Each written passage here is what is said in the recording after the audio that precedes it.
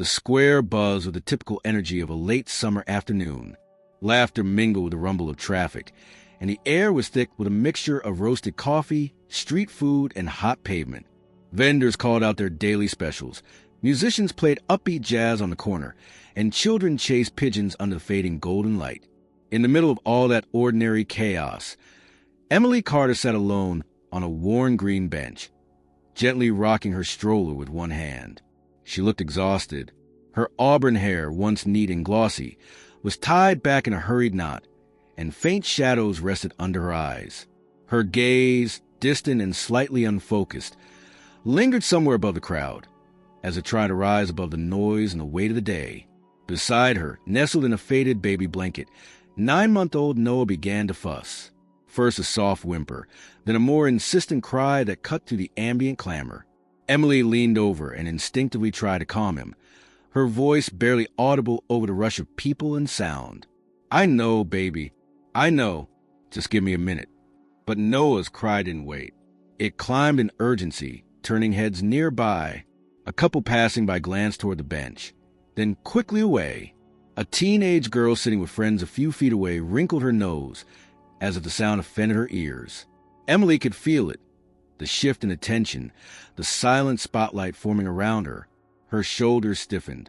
She reached into her diaper bag, hands trembling slightly, and pulled out a thin scarf. With a practiced movement, she draped it over her shoulder and turned her body slightly toward the stroller. Noah's cries hitched as she picked him up and brought him to her chest, adjusting him beneath the fabric. Her blouse unfastened with a familiar click, and a few moments later, he latched on. The sudden relief in his body was immediate. The noise faded. He began to nurse. But the square had noticed. A man seated across from her on a neighboring bench raised an eyebrow and shook his head slowly. Two women walking their dogs paused for a beat before continuing on, whispering to each other in hushed tones. Emily could feel their words crawling up her spine, even if she couldn't hear them clearly. It wasn't her first time breastfeeding in public, but each time felt like walking a tightrope, balancing necessity against judgment. She wasn't flashing skin. She wasn't drawing attention. She was simply feeding her son. And yet, shame crept up her neck like a slow fire. She kept her eyes down, one hand keeping the scarf in place, the other cradling Noah's tiny head. Her fingers stroked his soft hair, grounding herself in the rhythm of his quiet suckling. She tried to focus only on that, the intimacy, the bond, the act of love in its most primal, beautiful form. But the tension around her only grew. A soft laugh burst nearby. Then another. Emily didn't look up, but she didn't have to. She could hear them. A small group of college-age kids, maybe 4 or 5, lounged on the grass with takeout containers and smartphones in hand. Their conversation had shifted. The topic was now her. Words like inappropriate and public decency floated through the air, tossed casually, as if they were commenting on the weather. One boy mimed cradling a baby, puffing out his chest in mockery while the others snickered. Another girl exaggerated a gasp and pulled her sweater tight, mimicking shock. The laughter spread like ripples in a pond. No one stepped in. No one told them to stop. Emily's face burned. Her throat tightened, but she swallowed hard, forcing herself to stay still. She had learned, over the past 9 months, how to be both invisible and hyper-aware at the same time. People stared, always, at the baby, at her ringless hand, at the bags under her eyes. Sometimes the judgment was subtle, a polite smile that never reached the eyes. Sometimes it was blunt, like now. She could have left. She could have scooped Noah up and rushed off with tears behind her eyes. Another moment lost to silence and shame. But she didn't. Her feet stayed planted. Her hands stayed steady. Her son needed her, not her pride. And that mattered more than the whispers, the side eyes, or the cold laughter floating across the grass. So she sat there, still and solid, while the city pulsed around her. Noah fed peacefully under the scarf, blissfully unaware of the storm swirling outside his safe little bubble. Emily looked down at him. His eyelashes fluttered against her skin. For a brief moment, the world narrowed to just the two of them. Her breath, his warmth, the soft suckling rhythm that meant everything and nothing all at once. She didn't notice the old man watching from the bench near the fountain. Not yet. That would come soon enough. The tension in Emily's chest didn't ease even after Noah settled. Though he nursed quietly beneath the thin scarf, the echo of the laughter nearby kept tugging at her nerves like cold fingers. It wasn't just noise. It was a familiarity of mockery, the kind that found her in grocery store aisles, in waiting rooms, even in the overly cheery tone of strangers who asked too many personal questions with too little kindness behind them. But here, in the open, with Noah in her arms, it felt more cutting than usual. It wasn't just her they were mocking. It was the act of mothering itself, the intimacy of nourishing a child turned into entertainment. One of the boys stood up, brushing off the front of his cargo shorts, and sauntered toward the trash bin a few feet from her bench. He didn't need to pass close to her, but he did anyway. As he neared, he gave her a sweeping look, his mouth curling into a smirk. "Ever heard of a bottle?" he muttered loud enough for her to hear, eyes flicking from her face to the scarf and back. "This isn't like your living room." She didn't respond. She didn't flinch. But the words struck her like hailstones, small and hard and cold. She held Noah closer, trying to keep her breath even. From the corner of her eye, she saw his friends watching, waiting for her reaction. One of the girls laughed again, sharp and quick, like a slap. Emily's stomach turned. She hated how familiar this felt. The unwanted comments, the unwelcome attention, the sense that her choices were always being measured and found lacking. She had dealt with it during pregnancy. The stares when she walked into prenatal appointments alone, the judgment in every "do you have support at home?" asked with a tone too sugary to be genuine. And now, as a mother, it followed her like a shadow she couldn't shed. "Just ignore them," she whispered under her breath, more to herself than to anyone else. "He's safe. That's all that matters." But the shame didn't dissolve. It sat there, heavy, coiled around her ribs. She could almost feel her pulse in her temples, fast and pounding. The scarf over her shoulders suddenly felt insufficient, like paper in the rain, and she adjusted out of instinct, even though it hadn't slipped. She hated that she felt the need to do that, to cover more, to shrink herself, to apologize with her body for something that shouldn't require forgiveness. A woman walked by with a toddler in tow, pausing just long enough to glance at Emily with narrowed eyes before ushering her child away with a hand on his back. "Don't look," she said, not even whispering. "Keep walking." Emily's hands curled slightly against the fabric of Noah's blanket. Her spine straightened. There was a heat building beneath her shame now, not fire, not yet, but something smoldering. She wanted to cry, yes, but more than that, she wanted to stand up and shout. She wanted to tell them that feeding a child wasn't something to be shamed, that motherhood wasn't obscene, that if people were uncomfortable, it said more about them than about her. But she stayed quiet, not because she was afraid, because she was tired, so deeply tired. Noah shifted, unlatched for a moment, and looked up at her with those wide, trusting eyes. He made a soft sound, almost a laugh, and then reached a tiny hand up, brushing against her chin. Her lips trembled. For a second, she forgot the voices, the stares, the humiliation that clung to her skin like smoke. A sudden breeze stirred through the square, lifting the corners of newspapers and causing leaves to flutter against the pavement. The group of young people had resumed their conversation, occasionally still glancing her way, but the sharpness of their laughter had dimmed. Perhaps the joke was losing its flavor. Perhaps they'd expected more of a reaction from her. Her silence, in its own way, had become a statement. Emily exhaled slowly. She adjusted Noah again, feeling him begin to doze now that his hunger was fading. His breaths came slower, heavier, and his fingers curled into little fists against her chest. The crowd around her kept moving. People on their phones, cyclists weaving through the footpaths, kids chasing each other near the edge of the fountain. Life hadn't paused for her discomfort. A middle-aged man walked past carrying 2 iced coffees, his eyes darting toward her for a split second before quickly shifting away. No comment, no smile, just a flicker of acknowledgement. It struck her then how many people saw, but said nothing, how many bore witness and chose to remain neutral, silent, even complicit. The bench creaked slightly as she shifted her weight, mindful of not waking Noah. She could feel the ache in her lower back from sitting too long, and her legs tingled slightly from the lack of movement.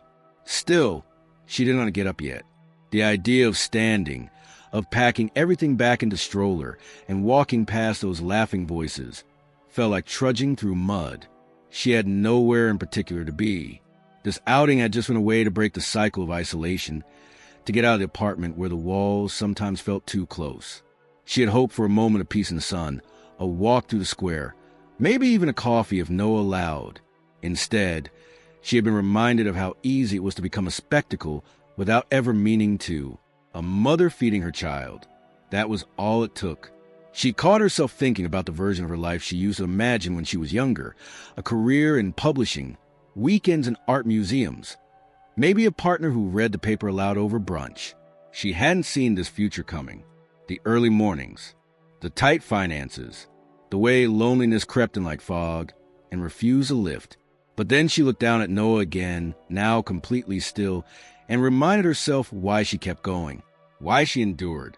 There was no glory in these moments, no cinematic triumph, just a woman on a bench, holding her baby while strangers mocked her. But there was strength in it too, a quiet, durable kind of strength that didn't demand to be seen to exist. Emily tightened her arms around Noah and kept her head high. Even as the weight of the moment pressed in, she still hadn't noticed the old man watching her from the fountain, his gaze steady and thoughtful. He hadn't spoken yet, but something in his expression had already begun to shift. Noah stirred suddenly, pulling Emily out of her thoughts. His tiny hand reached up again, this time not for her, but for something or someone beyond the bench.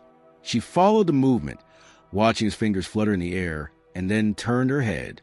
Across the square, near the edge of the fountain, an elderly man sat with his back straight and his hands resting neatly on a cane. He wore a simple beige suit, slightly wrinkled, and a navy blue cap pulled low over his brow. But what caught her attention wasn't his clothing. It was his expression.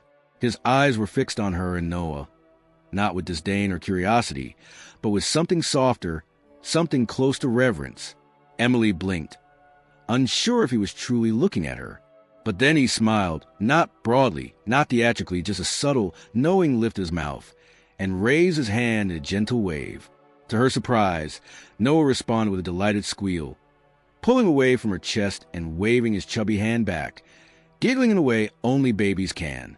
For the first time in what felt like hours, Emily smiled too. It was faint, and it didn't chase away all the hurt still sitting heavy in her, but it cracked the shell of isolation she had been wrapped in since the laughter began. The man began to stand, slowly and deliberately. His body moved with the weight of age, but there was dignity in the way he rose. No struggle, no rush.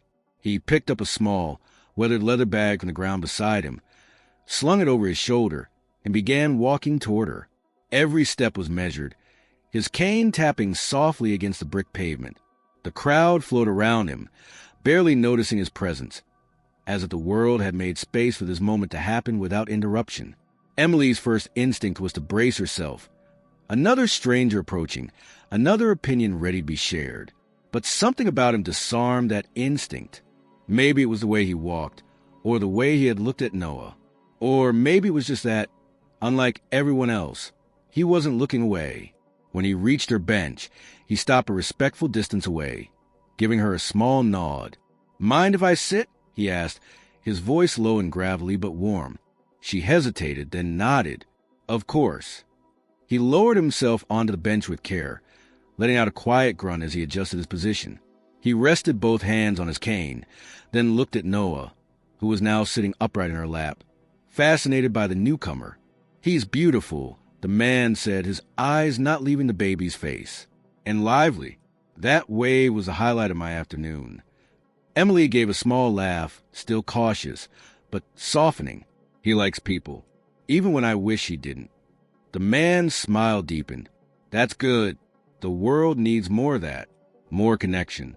Less judgment." She glanced at him sharply. There was something in his tone, something that made her think he hadn't just wandered over by chance. "You saw." "I did," he said simply. "I saw the whole thing." She looked away, cheeks burning again. "It's not the first time." "No," he said. "It rarely is. But that doesn't make it right. Doesn't make it easier, either." Silence settled between them for a moment. The square had begun to shift with the late afternoon light. Shadows grew longer. The energy mellowed. The man cleared his throat, eyes still on Noah. My wife used to sit right here, actually, not this exact bench, but one just like it, 40 years ago. She was one of the first women in this city to breastfeed in public without hiding. People used to spit near her feet, call her names. She never stopped. Emily turned toward him slowly. The words landed with unexpected weight. She used to say, the man continued, that no child should be taught shame before they learn to walk. That feeding your baby was an act of defiance only because the world made it so. There was no bitterness in his voice, only memory and something like pride. She passed away 5 years ago, he said, glancing at his hands. But I like to think she would have sat down beside you today. She had told those kids off before I could get out of my seat. Emily let the silence stretch again, unsure what to say. The knot in her chest loosened further, not because someone had defended her out loud, but because someone understood without her having to explain. She didn't need to justify herself. He already knew. Thank you, she said finally, her voice quieter than before. He nodded once. You're not doing anything wrong. Don't let them make you believe otherwise. That child in your arms? He's lucky to have a mother who's willing to hold her ground. She swallowed hard, the emotion catching unexpectedly. It's hard to feel strong when everyone's watching like that. The man tilted his head thoughtfully. That's the thing about strength. It's not always loud. Sometimes it's just sitting still, not leaving, doing the right thing even when it burns. He paused, then looked toward the group still lounging nearby, now less boisterous but still occasionally glancing their way. The old man's eyes sharpened, and he stood again, slower this time. He took 2 steps forward, angled himself toward the young people, and raised his voice, not loud but firm. She's feeding her child, he said, the same way all of you were once fed, whether you remember it or not. And if that offends you, I suggest you take a long look at yourselves before casting judgment. His words cut through the square like a clean blade. Heads turned. Conversations paused. The group froze, caught off guard. One of the boys muttered something, but it lacked the swagger from before. Another shifted uncomfortably, suddenly interested in his phone. The man turned back to Emily, tipped his cap, and smiled. She looked up at him, stunned. He didn't wait for thanks. He didn't stay for praise. He simply returned to his bench by the fountain and sat back down as if nothing had happened. But everything had changed. Emily looked around. The air felt different now. Not entirely safe. Not completely comfortable. But less hostile. A little more bearable. And that, for now, was enough. The silence that followed the old man's words stretched over the square like a film of mist, subtle but tangible. It wasn't dramatic hush. No one gasped or broke into applause, but there was a quieting, a perceptible drawing back of judgment. The shift was slight, yet profound. Conversations resumed, but in more subdued tones. Movement continued, but without the edge of gawking. Emily sat still, not because she was frozen or afraid, but because she needed a moment to register the change. She had grown so used to hostility cloaked in casual glances that this reversal felt almost foreign. Noah, now relaxed and alert, babbled softly, tugging at the corner of her scarf with a gummy smile. His innocence was like a balm to her frayed nerves. She kissed the top of his head, breathing in the familiar scent of baby shampoo and milk. For the first time since she had sat down, she didn't feel like she needed to shrink into herself. A woman who had been sitting on a nearby bench, someone Emily hadn't even noticed in the earlier chaos, stood up slowly and walked toward her. She looked to be in her early 40s, with short, practical hair and the faint lines of motherhood around her eyes. In her hand, she held a small, unopened bottle of water. "Hi," the woman said gently, pausing just a step away. "Would you like this? It's still sealed. I just thought you might be thirsty." Emily blinked, taken aback by the offer. "Oh, that's kind of you. Thank you." The woman handed her the bottle, and then crouched slightly to get a better look at Noah. "He's precious. Mine are teenagers now, but I still remember this age like it was yesterday." There was no condescension in her voice, no unsolicited advice or judgment, just a kind, shared recognition.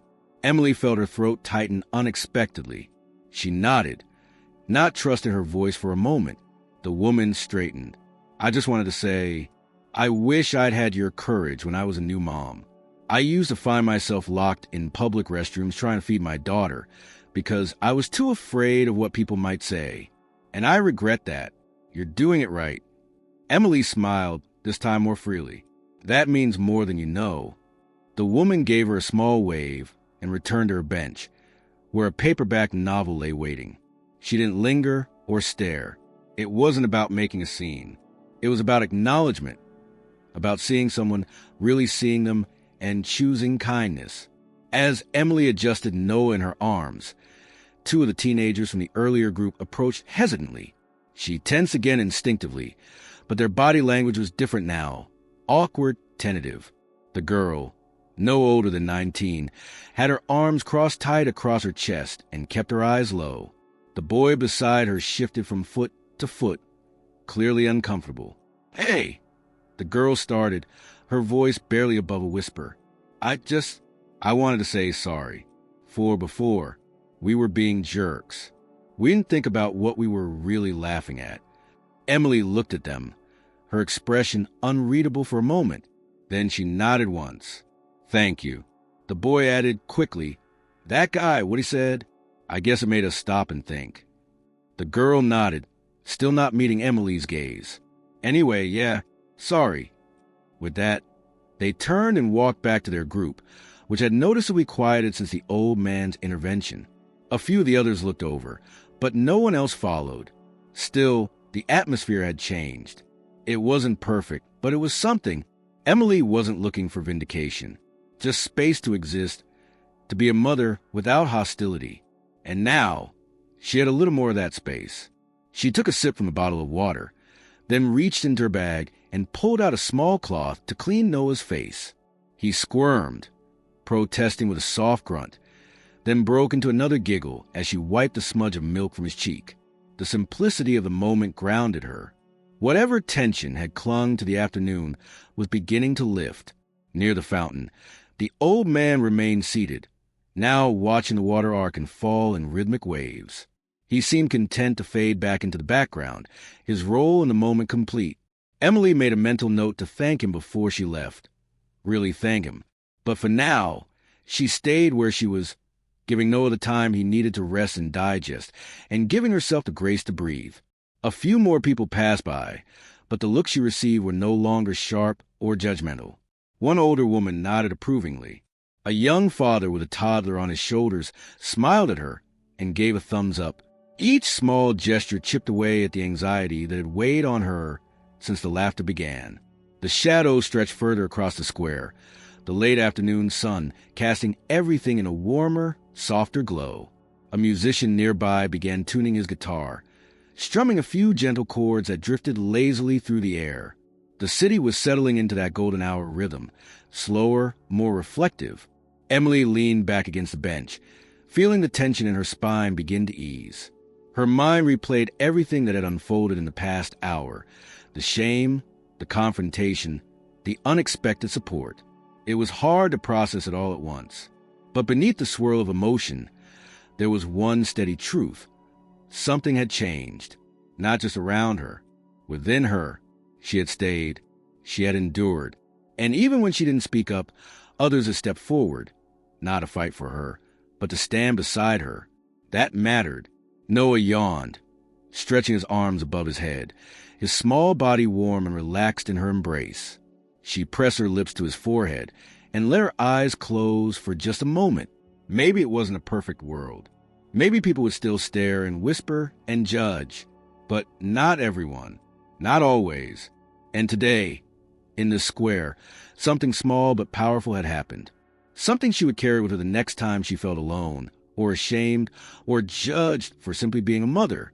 Something that started with an unexpected smile, a baby's wave, and the quiet courage of a stranger who remembered. The day had begun to slide gently into evening, ushering in cooler air and a dimmer palette of color as the sun dipped low behind the city's rooftops. The square was no longer bustling with the fervor of afternoon crowds.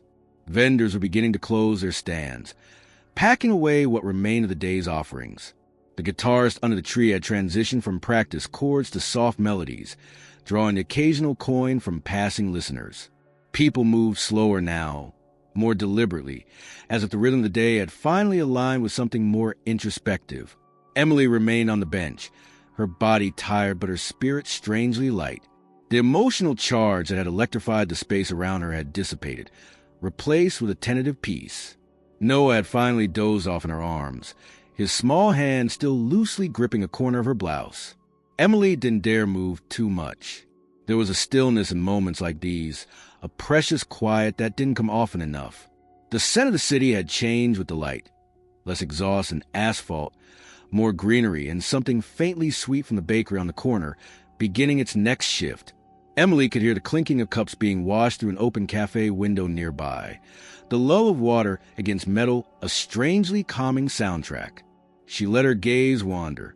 Across the square, she noticed a woman who had offered her the bottle of water had left. The teenagers, too, had dispersed, leaving behind only the quiet remnants of their earlier presence.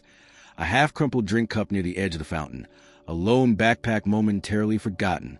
Even the old man had disappeared sometime while she'd been cradling Noah in silence. She hadn't seen him go. One moment he was there, and the next, only his empty bench remained, as if he had never truly needed to be present for longer than necessary. Emily felt a pang of regret for not thanking him properly, but something told her he wouldn't have wanted it to be a big gesture. He hadn't intervened for gratitude. He had done it because it was right. As she shifted slightly to reposition, Noah more comfortably in her arms, she felt the gentle buzz of her phone inside the diaper bag. Carefully, so as not to disturb him, she reached in and retrieved it, expecting a message from her sister or a notification from one of the parenting apps she often forgot to open. But what she saw made her breath catch. It was a text from an unknown number, no name attached. Attached to the message was a photo, a candid, slightly blurred image of Noah mid-laugh, reaching out toward the old man by the fountain. The framing was imperfect, taken quickly, but there was something unmistakably beautiful about it. The baby's hand extended, the old man's faint smile, the quiet bond caught in an instant most wouldn't have noticed. Beneath the photo was a single line of text. "You changed the way I see things today." Emily stared at the screen, her fingers frozen. She blinked once, then twice, rereading the message to make sure she hadn't misunderstood. Her heart thudded, not in alarm, but in recognition. Whoever had taken the photo had been there during the entire moment, watching, not just as a bystander, but as someone who had felt something shift within themselves. And they had felt compelled to say so. She didn't know who it was. Maybe one of the young people. Maybe someone else entirely. Someone who had said nothing, done nothing visible, but whose silence hadn't been indifference. Maybe it was the woman who had offered the water, or perhaps a passerby who had taken a seat at the far end of the square, far from the center of tension, observing in quiet. It didn't matter. What mattered was that it reached her, that it validated what the rest of the day had slowly unfolded. Her presence, her choice, her patience. They had mattered. She read the message again and again, eyes tracing the soft curve of Noah's cheeks in the photo, the outstretched hand, the kindness mirrored in the stranger's response. She felt the tears before they came, a slow warmth rising behind her eyes and spilling over with little resistance. Not from sadness, not from hurt, but from the overwhelming weight of being seen, truly seen, and having that moment turn into something more than discomfort or shame. It had become connection, reflection, a reminder of shared humanity. She typed a reply, then stopped, deleting the words. What could she say? Thank you didn't feel like enough. She considered asking who they were, but realized it wasn't necessary. The message had been left like a note on a park bench, meant to be found, not answered. It was a gift, one she didn't need to return. With a shaky breath, she locked her phone and placed it back into the bag.